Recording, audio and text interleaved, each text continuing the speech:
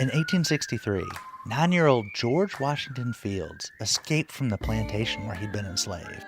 So did his mother, brother, and sisters. This whole family liberated themselves during the Civil War, and so I was in from that point forward as soon as I heard that story. Today on Inside Appalachia, a look into the often overlooked stories of Black Americans during and after the Civil War, and how state lawmakers are trying to keep that history out of the classroom.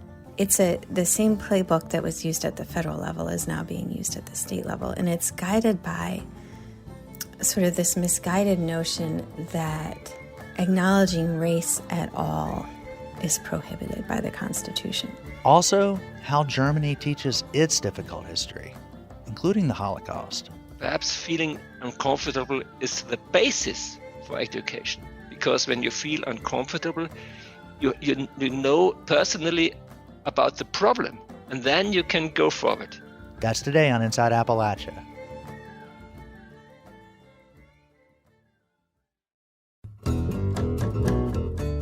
Welcome inside Appalachia. I'm Mason Adams. You know, growing up in the mountains, I can remember learning about the Civil War and about the Reconstruction years that followed, and even some about the Civil Rights Movement. You know what I never learned until just 5 years ago? That 4 black coal miners were lynched in my hometown in 1891. I was stunned when I found out. So, should that have been part of my public school education? That's what we're talking about today. How schools should or shouldn't teach about race, especially the really uncomfortable parts, like the history of slavery or lynchings. State lawmakers across Appalachia are arguing over that very question. You may have heard about critical race theory. It's a lens for looking at how race is systemically built into legal and other institutions. But it's become a buzzword that's applied to a broad range of topics. And just how broad depends on who you're talking to. We begin with some of the stories that get overlooked, like from the years after the Civil War. There's a podcast by VPM and Molten Heart that we've been listening to. It's called Seizing Freedom, and its first season includes stories of Black Americans who were enslaved in the South. When the Civil War broke out, their lives changed radically. As the Confederacy started to fall, Union soldiers came in to occupy parts of the South, which gave enslaved people some ideas about a way to escape. Historian Kidada Williams is the host of the podcast. She spoke with our producer, Roxy Todd. Dr. Kidada Williams, thanks for coming on our show to talk about your podcast. Thank you so much for having me. It's a pleasure to be here. Several of your episodes in Season 1 follow the story of a young boy in Virginia named George Washington Fields. Can you talk a little bit about him? George Washington Fields and his family had been enslaved on a plantation in Hanover, Virginia. In 1863, he's 9 years old, almost 10, when his mother decides to take advantage of all of the chaos that the Civil War had caused. And she decided to lead her family off the plantation. And they make this daring escape, and they make their way to this Union camp, where they are not turned away, they are well received. And so this whole family liberated themselves during the Civil War. And it was this kind of thrilling story of Black freedom fighting that fills the archives of the Civil War era. And so I was in from that point forward as soon as I heard that story. Yeah, let's play a little clip from that episode. This is a voice actor reading the words of George Washington Fields. And at this point, George and his family are hoping to reach an uncle who can help get them into Union territory. All that night, we wended our way through thorns and briars with our feet and hands torn and bleeding. Occasionally, we could hear what seemed to us to be a large snake darting through the leaves and dried grass. The whippoorwill and the large gray owl seemed delighted to accompany us from the start to the end of our journey. Eventually, they made it to their uncle's cabin. One by one, he ferried the family across the river in his makeshift canoe, right into Union territory. There, Mother stopped, and putting down her pot, she bade us sit down and not stir until she returned. And away she went towards the light and the bugle sound.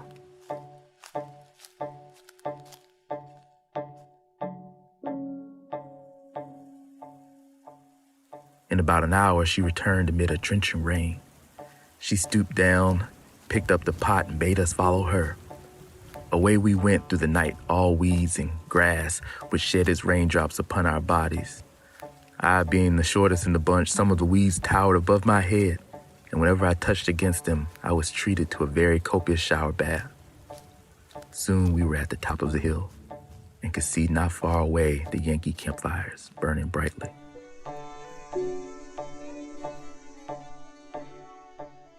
George and his family didn't know what to expect.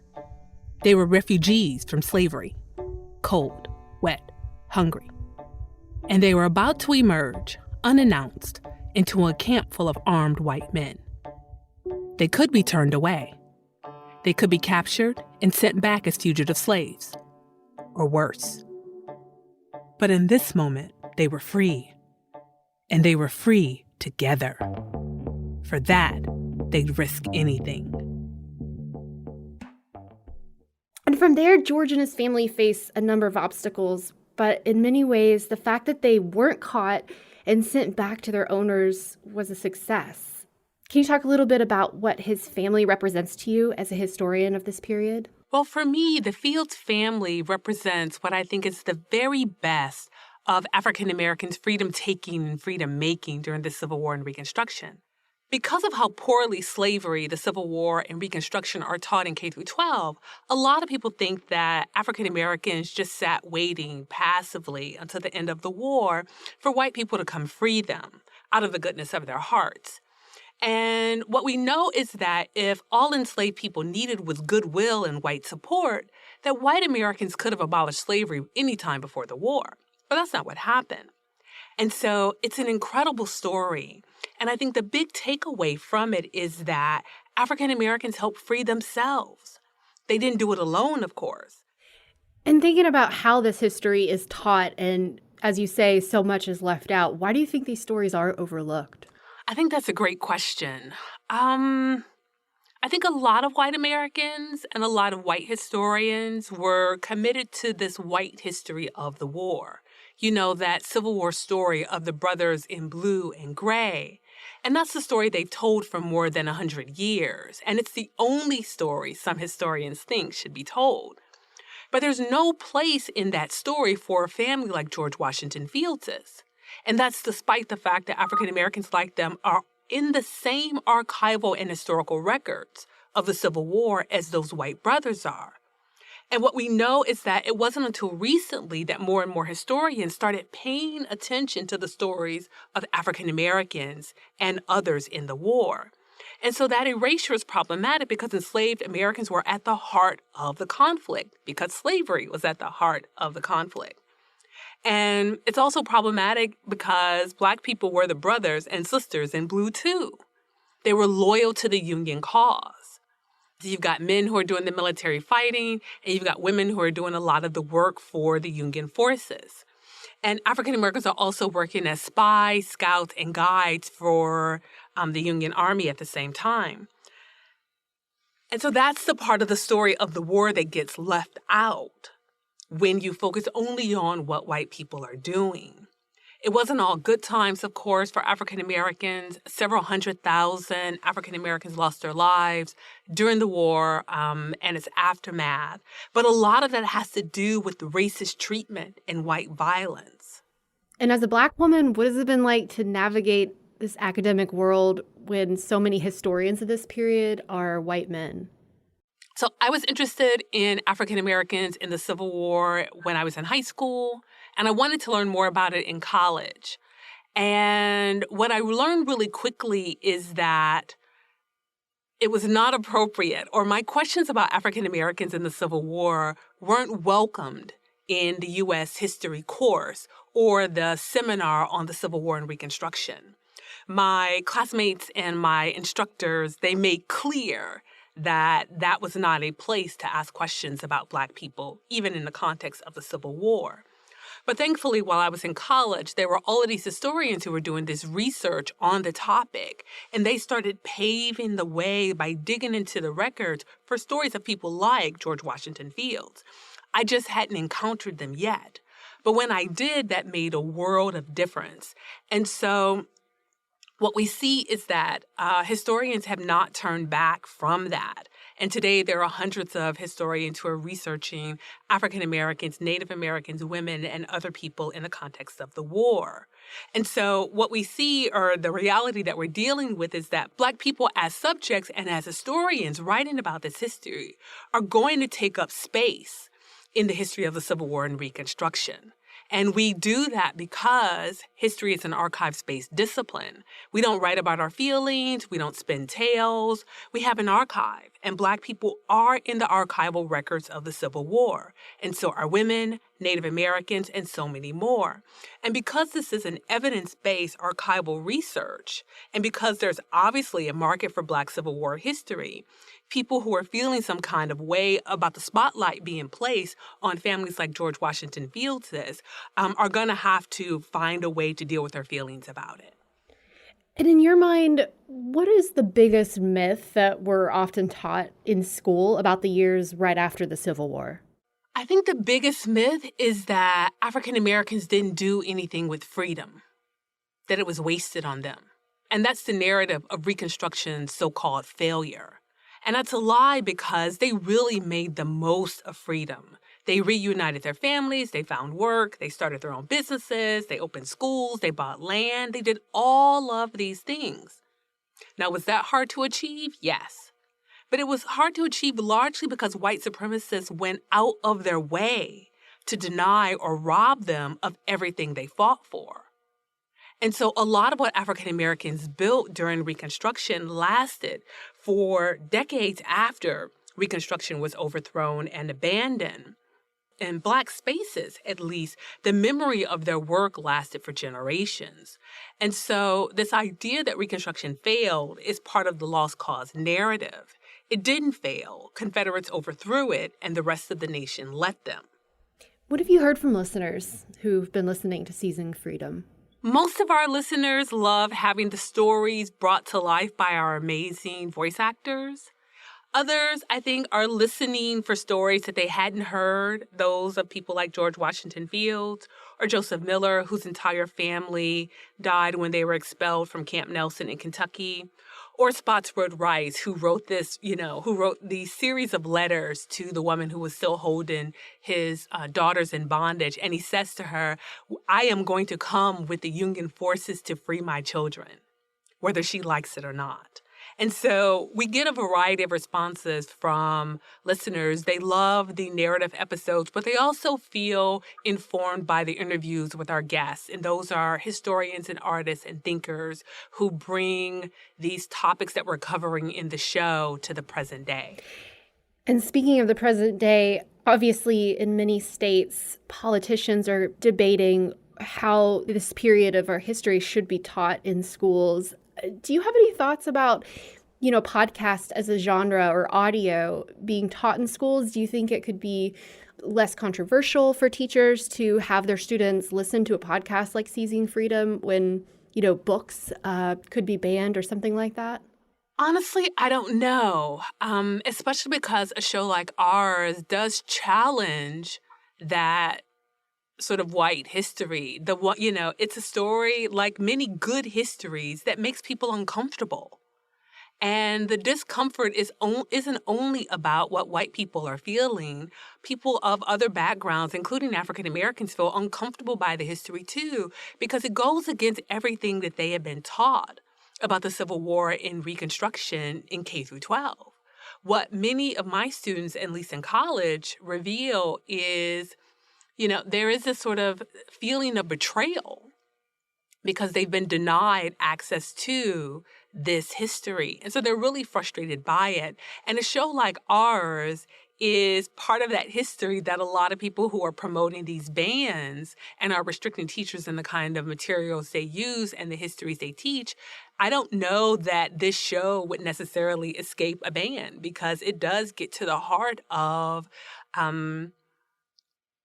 some uncomfortable truths about the Civil War and Reconstruction. Even while it's celebrating African Americans' fight for freedom, it doesn't shy away from the things they're fighting against. Kidada Williams, thank you so much for coming on to Inside Appalachia and talking with us about your show, Seizing Freedom. And I love it. I love what you all have done, and I'm really excited for the episodes to come. It was a pleasure to be here. Thank you so much for having me. You can find a link on our website where you can listen to Seizing Freedom. New episodes are about the turn of the 20th century and Black Americans' continuing pursuit of freedom. But the rise of Jim Crow quashes many of their newly won rights. Head over to wvpublic.org to hear more.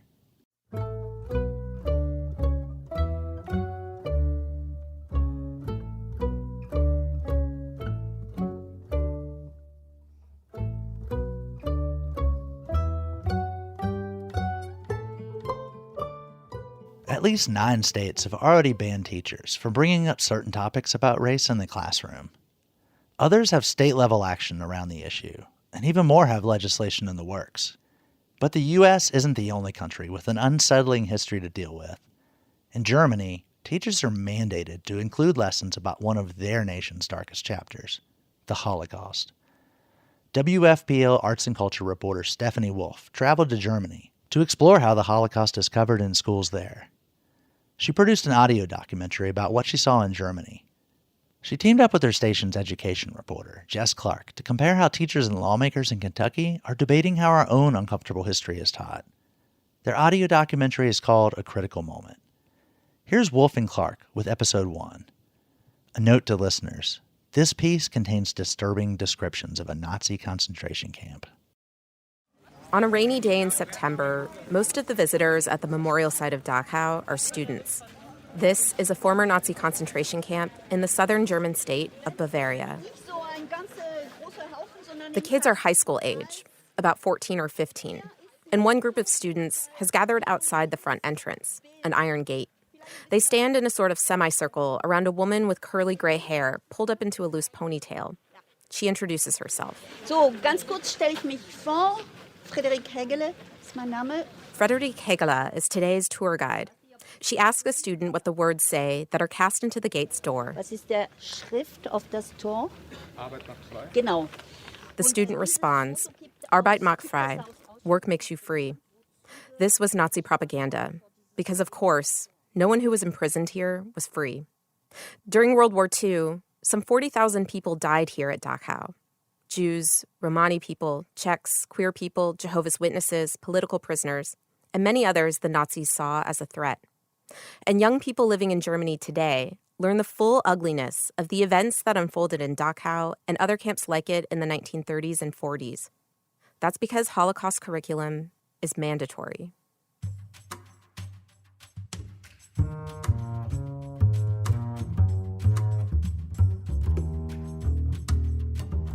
This is A Critical Moment, a look at how 2 countries teach about the atrocities in their past, from WFPL News. I'm Jess Clark, education reporter, and I've been looking into the backlash in Kentucky against school curriculum that addresses systemic racism, something conservatives refer to as critical race theory. And I'm Stephanie Wolf, arts and culture reporter. I've been reporting on how Germany teaches about the Holocaust. In the politically conservative region of Bavaria, older students must visit a former concentration camp. It's a required part of public education. Historian Maximilian Lütkens works in the education department at Dachau. He says they recommend that teachers prepare students for what they'll see, because it's difficult material. As we talk, groups of students and some tourists pass by on the gravel. Something very important for the history of this time is that Dachau was the first big concentration camp. It was built up in 1933, and the SS tried to build all other concentration camps later on, like Dachau. Through the gates, we step into an open space. I notice a watchtower across the complex, then another watchtower, and another. There are deep ditches around the edges of the camp, and a fence that was electrified. Everything's set up to keep people from escaping this place. I was always wondering, why was something like this possible in Germany, yeah? Why was it possible to build up camps like Dachau? Lütgen says he would try to talk to his grandparents about World War II. They were alive and living in Germany during that time. And as a teenager, Lütgens wanted to know what role they played during the war. He says they would sometimes be angry when he'd bring it up. Because they said to me, okay, you didn't live there. What can you say about that time? We were in a young age during that time. We were teenagers. What could we do against this regime? And I said, yes, I don't say that that was your fault that Hitler went to power and so on and built up concentration camps. But it was a fault from the whole society in Germany, yeah? Because not many people were in the resistance. And most of the people were silent. You didn't have to be a camp guard, a soldier, or an officer to have been responsible for the Holocaust. It was everyday people who either supported Hitler's campaign or turned a blind eye when their neighbors were sent away. Lutgen says that's why Holocaust curriculum is so important. It teaches kids not to be complicit or complacent. So if something horrific starts to brew again, they will say, this is not okay. The goal isn't to make kids feel guilty for the past, he says. It's to help them understand their role and what happens going forward. We are guilty for the future. We are guilty that something like this will never happen. Every one of us, yeah? White people, Turkish, German people, black people, Jews, etc. Everyone, yeah? Because we live here in our society and in Germany, and we have to fight against racism and anti-Semitism. So we are not guilty for the past, but for the future. In Germany, it's widely accepted that the past can't be left behind, and it has to be discussed in schools. But in the United States, that's not a given. Here's Jess Clark. I've been looking into a tense debate happening here in Kentucky about how much to dwell on the atrocities of our country's history, the genocide of Native people, slavery, Jim Crow, segregation, redlining, and whether the through line of systemic racism that marks our nation's past and present should be discussed in the classroom. These discussions are uncomfortable, and some state lawmakers want to legislate that discomfort out of the classroom with bills they say will ban something called critical race theory. We will continue with our agenda with BR 69, an act relating to prohibited instruction. In July of 2021, a group of state lawmakers met in a committee room in Frankfurt. At a table below the dais, Republican Representative Matt Lockett of Nicholasville took the mic. I want to speak on a bill that I believe is one of the most vital pieces of legislation that we will address when we convene in session 2022. The bill would prevent teachers from promoting or even discussing a number of ideas. Among them, the idea that students should feel guilt or responsibility for past decisions made by members of their own racial group. Waddy Republican Representative Jennifer Henson Decker sat beside Lockett. She's co-sponsoring the bill. Together, we must find a way of curbing the skyrocketing rates of anxiety and depression among our young people in the Commonwealth instead of classifying them by race and then teaching them to feel discomfort, guilt, anguish, or any other form of psychological distress due to the immutable characteristics of their skin. Decker says she's worried that all this talk about systemic racism is making kids feel bad and that teaching kids about it is divisive and harmful to progress. But in Germany, education officials say talking about the country's history of anti-Semitism is key to progress. Here's Stephanie Wolf. We catch up with her as she and the student tour past the barracks at Dachau.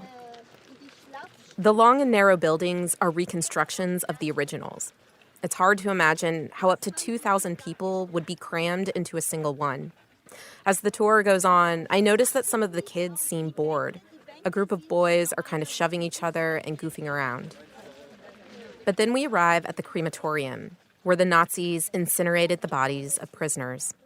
Tour guide Friederike Hegele points to a photo hanging on a wall outside of the crematorium. Als Sie hier das Lager befreit haben, It's a picture of a pile of dead bodies, naked and emaciated. Everyone becomes very quiet, including the boys who had been playing around earlier. Their faces fall as Hegele explains that this is what American troops found here, on this very ground, when they liberated the camp in 1945. One student seems particularly emotional over the photo. She hangs back as the others go inside the crematorium. Another student walks over and takes her hand. They stay there for a moment together, and then, still holding hands, walk into the crematorium. It just so happens that today, the day that I'm visiting Dachau, is Yom Kippur, the holiest day of the year in Judaism, and known as the Day of Atonement. Many Jews spend the day fasting. The holiday involves reflecting on the wrongs from the past year and committing to do better.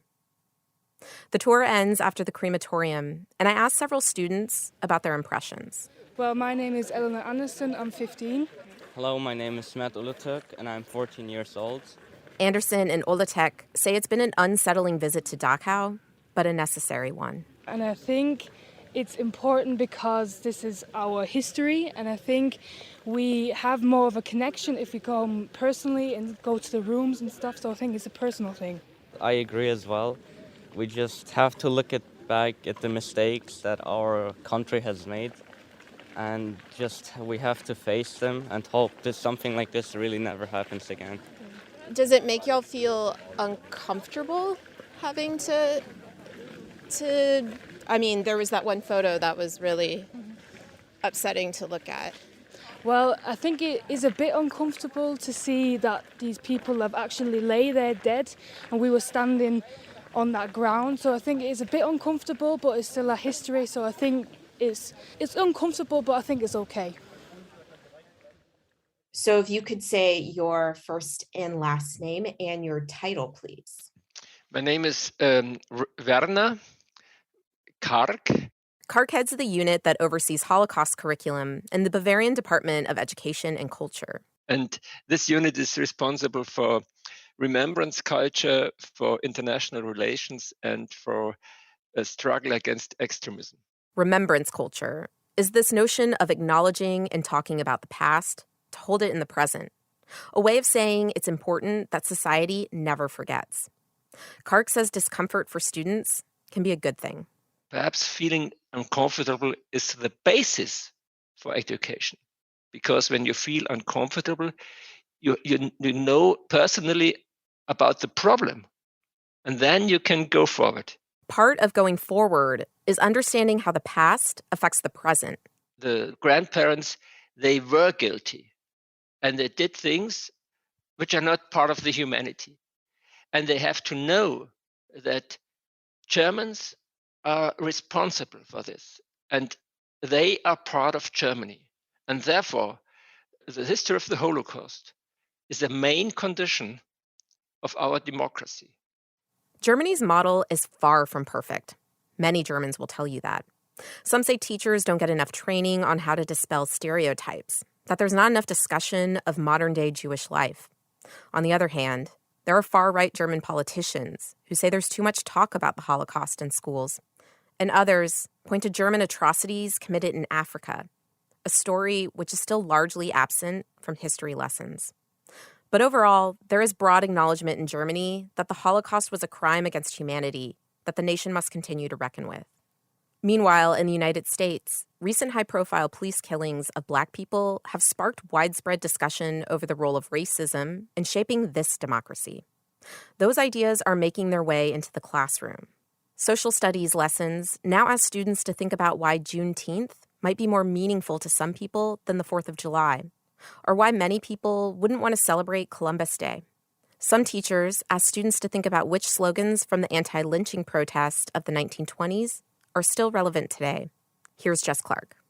Under the legislation being pushed in Kentucky and other states, those ideas could put teachers on thin ice.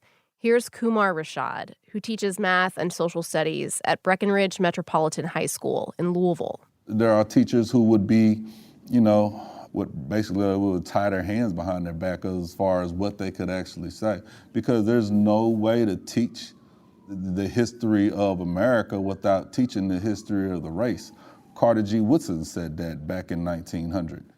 Carter G. Woodson was a historian. He's known as the father of Black History Month. The history of America is the history of racial relationships. And if we don't deal with the history of the racial relationships, our country is doomed. The tension between educators like Kumar Rashad and Republican politicians pushing these bills comes down to two fundamental questions. What's the purpose of public education? And why do we teach history? We've been listening to WFPL's audio documentary, A Critical Moment. In this next episode of their documentary, reporters Stephanie Wolf and Jess Clark Look at how critical race theory has been causing a lot of angst in Kentucky school communities. Let's talk about something you've probably heard a lot about recently, an ideology conservatives say is sweeping the nation. Critical race theory. Critical race theory. Schools are now radicalizing our kids. What you're watching is the death of our future as a country. Critical race theory. It's an academic framework that emerged in the late 1970s in law schools. But lately, conservatives are using critical race theory, or CRT, as a stand-in term for anti-racist efforts in workplaces and schools. This controversy exploded at school board meetings throughout 2021, and it was the topic of a forum Jess went to in Louisville's East End. On an evening in July, Louisville Tea Party President Teresa Camoriano greets me in the lobby of the Louisville Marriott East. Be nice to us. Camoriano's group is hosting a forum tonight, supposedly on critical race theory. The Tea Party organized the event along with a very new conservative group, No Left Turn Kentucky. It's a state chapter of a national group that sprung up in 2020 to oppose anti-racist efforts in public schools. They also oppose curriculum that includes LGBTQ perspectives. We walk past the swanky hotel bar to the event room. Beanie Gohagen leads the Kentucky chapter of the group. I just want to thank you all for coming this evening. It is encouraging to see so many people gathered here together who are concerned about our children, their education, their future, and truly the future of our country. Gohagen is speaking in front of about 100 people. There aren't enough chairs. Some people are leaning against the back wall. Stacks of handouts on a table invite people to join a right-wing group on the messaging app Telegram. There's an advertisement for a class on something called biblical citizenship and a guide on how to file complaints about school curriculum. The audience at this forum looks mostly white. There's only a handful of people of color, and two of them are the featured speakers. Delvin Azofaifa is a social studies teacher in Lexington. He's Black, and he's an outspoken critic of critical race theory, or at least his interpretation of it. It would suggest that the United States of America today is systemically racist. So let me ask you all this in this fine crowd. It doesn't make sense to me if the United States is systemically racist, but all these white people came here to see two black people. Ideas like the ones being shared at this forum may seem extreme, but they're making their way into everyday conservative media and politics. Republican Glenn Youngkin won the governor's race in Virginia, campaigning against so-called critical race theory in schools. Azofaifa also has political aspirations. He ran unsuccessfully for Frankfort City Commissioner in 2018. Critical race theory and critical race theory adjacent dogma tells students how to think. It tells white kids how to think about being oppressors over slaves they never owned. It teaches black people to be victims over circumstances they were never harmed by. While Azofaifa is being presented here as an expert on critical race theory, he's not. The talking points he's using are the same talking points making their rounds across the country, talking points that have their origin with conservative activist and writer Christopher Rufo. Conservatives need to wake up that this is an existential threat to the United States, and the bureaucracy, even under the Trump administration, is now being weaponized against core traditional American values. That's Rufo on Fox News in September of 2020. And in this interview, Rufo redefined critical race theory for a new audience under very different terms than its scholars understand it. He claimed all these anti-racist and implicit bias trainings, these were all part of a theoretical legal framework that developed in the 1970s called critical race theory, or CRT. And CRT wanted the end of America, according to Rufo. From this interview, the moral panic spread like wildfire to then President Donald Trump. In September, the Trump administration ordered federal agencies to stop offering employees certain diversity training on racial and gender biases. To state legislatures, to school boards.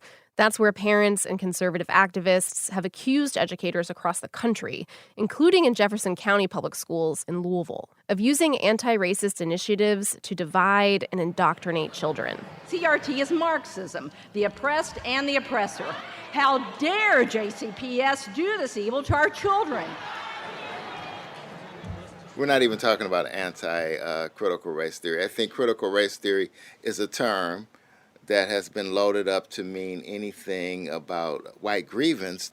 That's Cedric Powell, law professor at the University of Louisville. Powell's been teaching about critical race theory for years, long before Christopher Rufo plucked the term from academic obscurity. A note for transparency, Powell is also on the board of directors of Louisville Public Media, which WFPL is a part of.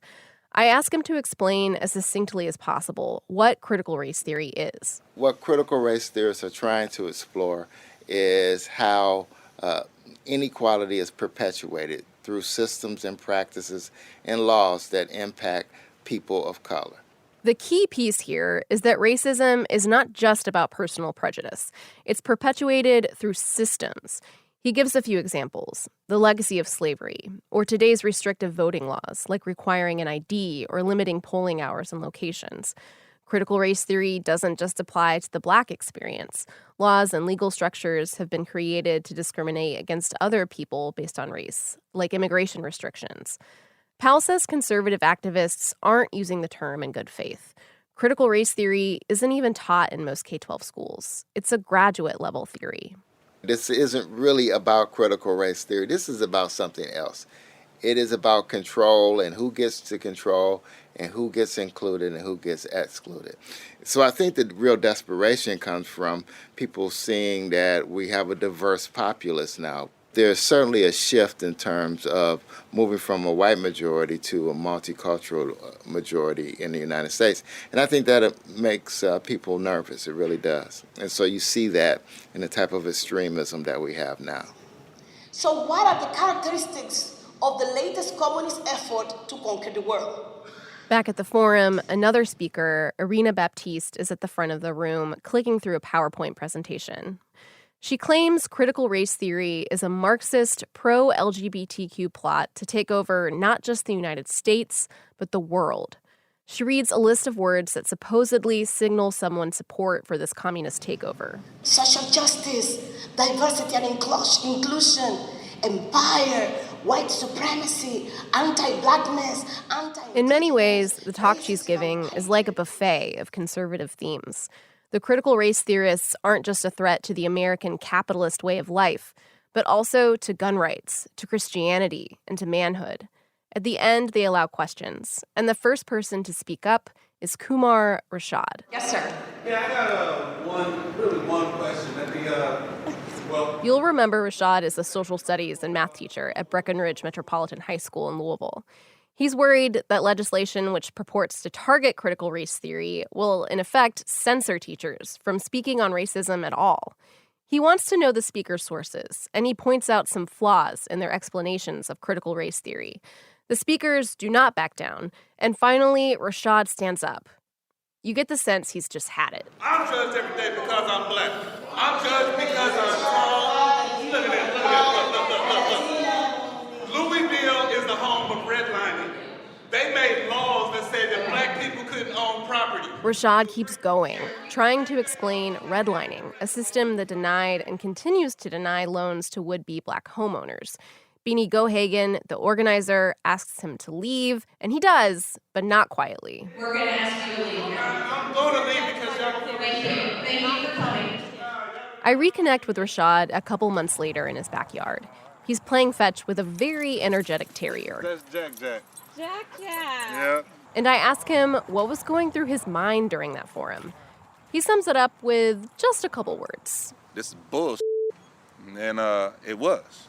Rashad says he talked with some of the featured speakers during the event and was confounded by their logic. He says they don't have a real understanding of what critical race theory is or the issues at play.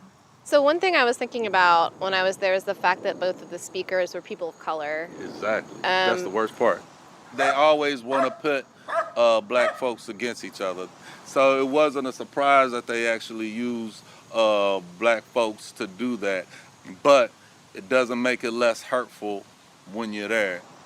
For Rashad, the stakes are high, not just for him, but for his students. Many schools are starting to bolster their curriculums with Black and brown perspectives that have historically been left out. Rashad worries this movement on the right could rob kids of the chance to learn a full and accurate picture of American history. Now we're talking about educating black children and giving them what they need in order to succeed, and you want to put a stop on that. The thing is, we've been here before, many times. It is a lot of 80-year-old deja vu reading the headlines today. That's Adam Latz, a historian at Binghamton University in New York. He studies the history of conservative activism in American public education. And Latz says what we're seeing in this forum and in communities across the country is an old playbook of the right. It goes back at least to the 1930s, when a white dad named O.K. Armstrong objected to his child's textbook. The textbook was published by Harold Rugg. He had a whole series. And the Rugg books were pretty progressive, but they weren't controversial. In fact, they were really popular, sold in the millions, until Armstrong had a look at what his kid was reading in history class. And he was outraged by the anti-American, in that era, pro-Soviet. They didn't say anti-white, but they certainly meant it. One book, for example, asked students to consider if the United States really was a land of opportunity for everyone. Rugg's opponents claimed the question was communist propaganda. Armstrong's concerns with the Rugg textbooks got picked up by conservatives nationally. Conservative parents came to school board meetings across the country to demand the books be banned. In some towns, they even burned piles of them. Just like CRT opponents today have lists of words they take issue with, anti-Rugg activists circulated their own lists. The phrase they used was weasel words. Words that if you just looked at them, you'd say, okay, that's just about American society. But once you understand the lens that these conservative activists were reading, they were secret signs to subvert the patriotism and the pro-American ardor of American youth. The conservative activists succeeded. Schools started pulling the books from classrooms, not always because they agreed with the activists, but because they wanted to avoid the controversy. Latz says these conflicts come up again and again, and at times they've escalated to violence. He says the conflicts often happen when white conservatives are afraid. For example, back in the 40s, Latz says people opposed to the Rugg textbooks were really terrified. With war looming, an active war happening by the 40s, there was a lot of worry that if young people read that America had problems, they would no longer be willing to make the sacrifices necessary to engage in a war for the country. World War II, a war that America and its allies eventually won. After the war ended, America still didn't want to talk about its own problems. But the American government did want Germany to talk about theirs.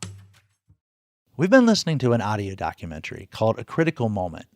It was reported and produced by WFPL arts reporter Stephanie Wolf and education reporter Jess Clark. On our website, you can find a link to all the episodes. That's at wvpublic.org.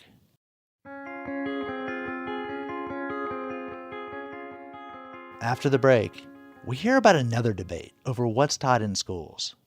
This one about books. You're listening to Inside Appalachia. I'm Mason Adams. We'll be right back.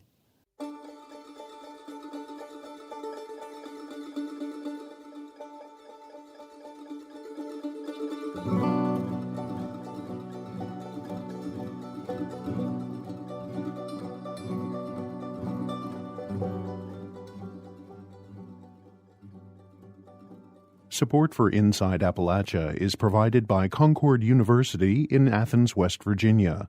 With career-focused liberal arts education in more than 80 degrees and programs to pursue various career options, not just a single job.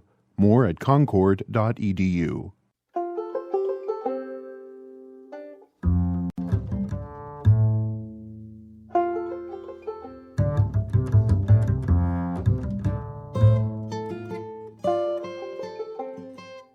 We've been talking about how race is being taught in schools across Appalachia. The question is spilling into debates over what books are included in public school curricula, or even in school libraries. This issue has been front and center in Tennessee. Maybe you saw the viral story about a school board removing a Pulitzer Prize-winning graphic novel about the Holocaust. I wanted to learn more, So I reached out to Blaze Gainey, who covers the state capitol in Nashville for WPLN. I started by asking him about the case of Mouse by Art Spiegelman. So you're talking about McMinn County School Board. Earlier this year, they voted to remove a graphic novel about the Holocaust from its 8th grade curriculum. That book is called Mouse. It's won awards. It has been taught for years, but parents are saying that it has a nude image in the book and that it shouldn't be taught to 8th graders, and 8th graders shouldn't be essentially subjected to seeing that type of nudity, and that it isn't proper. It's interesting we're talking about nudity in a book where Jewish people are depicted as mice and Nazis as cats and, the Allies as dogs. Book battles are something we're seeing here in Virginia, too. The governor ran an ad targeting specifically Toni Morrison's Beloved here in Virginia. In Tennessee, what's it looking like in the Capitol? What types of actions are lawmakers taking with regard to concerns about books in school libraries? So there have been a lot of attacks on books in school libraries so far this session. None have actually been sent to the governor yet, but are still making its way through committees. One of the ones that is highly debated and talked about a lot is one that enacts the Age Appropriateness Materials Act of 2022. Essentially, it would allow for a process for where parents can go through curriculums and also check and see whether or not a book is age appropriate. It also sets up in the local school board a process for books to come into the libraries to make sure that they are age appropriate. A lot of people have brought up specific books that they believe are in libraries across the states. And one of the books that they've continued to bring up is Me and Earl and the Dying Girl. Now, the House Speaker, Cameron Sexton, brought up the book saying that, he challenged reporters to read the book because it has some words in there that many people may not want their kids reading. And a quick review on commonsense.com, which rates books, shows that it's for kids 14 and older, but they're saying that the book is in some 5th grade, some elementary schools, and some people see that as an issue, while others say the libraries are set up in a way that books for young adults will be in a specific section and that the problem is essentially already handled. If these laws take effect, what changes can folks expect to see in the schools? If this law passes, you'll probably see groups like Moms for Liberty coming and filing things at school to say, hey, we want this list of books removed. There's already a ongoing list online of particular books that have been found to have pornographic or obscene material in them. The worry from people against the bill is that it could cross the line. I mean, there's been Moms for Liberty here in Davidson County, where Nashville is located. They've tried to have a Martin Luther King March on Washington removed because of images of real life things that happened where children, or I believe it was teenagers, being sprayed with fire hoses. That is just something that happened in history, but they believe that it is too graphic for people to see and want it removed from schools. You mentioned Moms for Liberty as sort of a driving group in this. Are there other patterns discernible in books that they've chosen to target in schools? A Texas Republican sent a letter to the Texas Education Agency asking if there were any schools that have books listed on a 16-page spreadsheet. It contains over 800 books, and a lot of people believe that list is what people are going off of to try and get those books banned. What kinds of books are on that list? So the types of books that are on that list are Race and Policing in Modern America, Racial Justice in America, Topics for Change, The Girls I've Been, What is the Black Lives Matter Movement, Cemetery Boys, Hot Dog Girl. Now, I've never read these books, but a couple of them just sound like they're talking about Black history. There's even one that says The Fight for LGBTQ Rights. It doesn't seem to just be about nudity or profane language. It seems to also be about issues that make people possibly feel uncomfortable in issues that maybe people just don't want to accept. Yeah, what do critics say about that? Because, like, I can see an argument with Mouse that, okay, it may be a nude scene, but I can also see that playing into Holocaust denial narratives and the idea of removing that book, which encourages empathy with victims to the Holocaust. What do critics say about the patterns of books that are being banned? Well, critics, librarians, school teachers, professors, nobody really that is in the education system is for having books that, like you said, make people feel empathy about a certain race removed. They understand that it is lessons that must be taught from these books. Things like racial justice in America. There's even one called 2020 Black Lives Matter Marches, which a lot of these kids probably lived through and saw on social media or on the news. A lot of these books that I've mentioned cover the inclusion of a race or the inclusion of a sector of our community as far as LGBTQs. Yesterday, there was a bill hearing here that would prevent any curriculum textbooks being in schools in Tennessee that mentions LGBTQ. The bill sponsor of that bill is saying that his constituents have come to him and believe that the teaching of LGBTQ in schools and the normalizing of it is actually promoting and even indoctrinating kids into the LGBTQ community. Opponents of that call it absurd. I even had one guy say, a gay man that is with the Equality Tennessee say, you know, I've been reading books on straight people all my life and I'm still gay, so I don't see how reading indoctrinates anyone. Now, it was obviously a little joke, but he has a point there.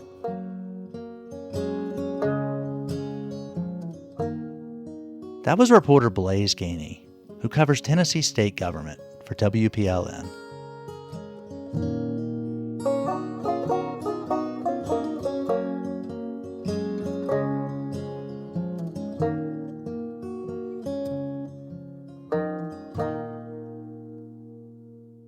One lesson I gleaned from the day's stories is that we have to keep learning. To me, that means keeping an open mind, seeking out new perspectives, and searching for the truth, no matter how uncomfortable it is. I'm Mason Adams. Till next time, thanks for joining us as we journey throughout Appalachia.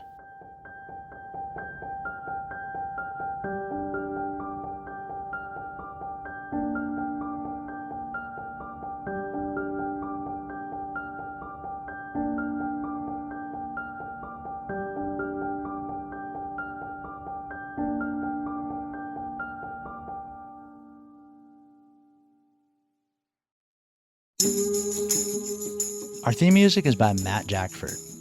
Other music this week was provided by West Swing, Jake Sheps, and Dinosaur Verbs. Roxy Todd is our producer. Our executive producer is Eric Douglas. Kelly Libby is our editor. Alex Runyon is our associate producer. Our audio mixer is Patrick Stevens. This episode was produced with assistance from Eileen LeBlanc and the Public Media Journalist Association Editor Corps. Funded by the Corporation for Public Broadcasting, a private corporation funded by the American people. Xander Alloy also helped produce this episode. You can find us on Twitter @InAppalachia. You can also send us an email to insideappalachia@wvpublic.org. Visit our show page at wvpublic.org/InsideAppalachia. There, you can subscribe or download all of our stories. Or look for Inside Appalachia wherever you get your podcasts. Inside Appalachia is a production of West Virginia Public Broadcasting.